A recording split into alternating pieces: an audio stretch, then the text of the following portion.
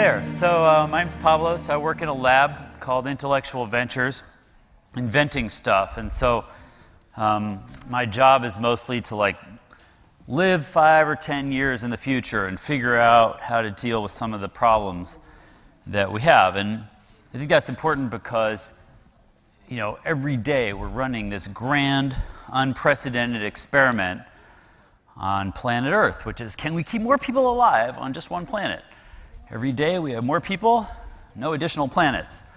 And that means we have to invent new ways of doing the things that we did before. So I've been kind of doing variants of that my whole life. So my job is mostly to take computers and put them in places where they've never been before.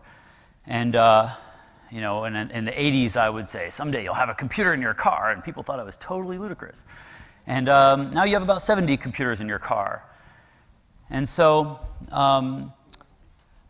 what I think is interesting now is you can look around at every one of your lives, every business that we're in. We use computers now to collect data, to analyze the data, and to make better decisions, right? That's actually worked out pretty well. But we don't have any data about anything you ever ate. Right? Visa knows what restaurant you went to, but we don't know what you ate. And until we do, until we know, until we have that data, and until we can analyze it and correlate it to health effects, we can't really optimize your diet. All the things that we've been talking about earlier with some of the other speakers, we can do on a higher resolution basis. But to do that, we need computers to keep track of what you're eating. So I've been working on ideas related to what that would be like. What happens if computers have something to do with the way you eat? So I've been imagining a machine with 3 buttons on it. What I ate yesterday, what my friends like, and I'm feeling lucky. And you push one of those buttons, and your machine has toner cartridges of frozen or dried and powdered foods, right? And a print head, like a 3D printer, puts down a pixel of food, hydrates it with a needle, zap it with a laser to cook it, rinse and repeat for every pixel, and I print you a meal. But it's a meal that's customized for you, right? It avoids your allergens and dietary restrictions, maybe injects your pharmaceuticals, right? We can't do that right now. The meal you eat is just like the meal I eat if we go to a restaurant, right? So there are other reasons to do this. So right now, we're at almost 7 billion people on this planet. On the last day of your life, it'll be closer to 9 or 10. So we have to feed 50% more people. There's another problem, which is that right now, Americans are wildly inefficient about the way we make our food. We throw out about 40% of the food before we ever even eat it. One of the previous speakers suggested that was a common diet plan. You only eat half the food. Only eating half the food turns out to be pretty wasteful. And that's okay because you're Americans, you can do whatever you want, but you get away with it because the rest of the world eats like Chinese people. They eat the same thing every day, and they eat very little meat.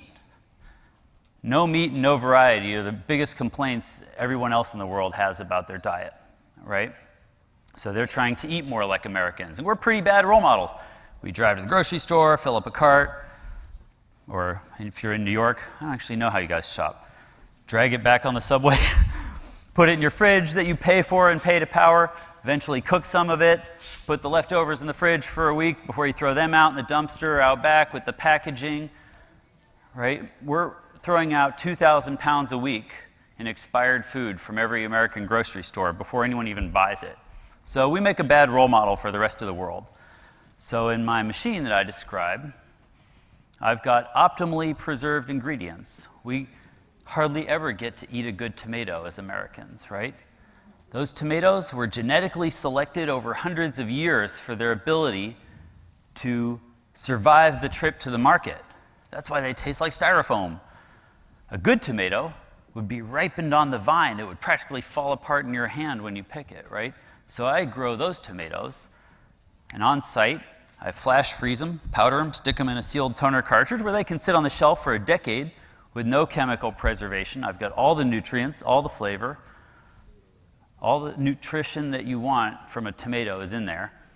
Now I just have to have a machine that can assemble simple ingredients. So I'm at like the early 80s dot matrix stage here, right? You can count every pixel. But, give me 20 years, and I'll be printing, French bread and strawberries, right? Today, it's more like smoothies and Cliff Bars. But would any of you question whether I could take powdered strawberries and make a smoothie that's just like the one from Jamba Juice, but make it so it's customized for you, gives you exactly the nutrients that you need?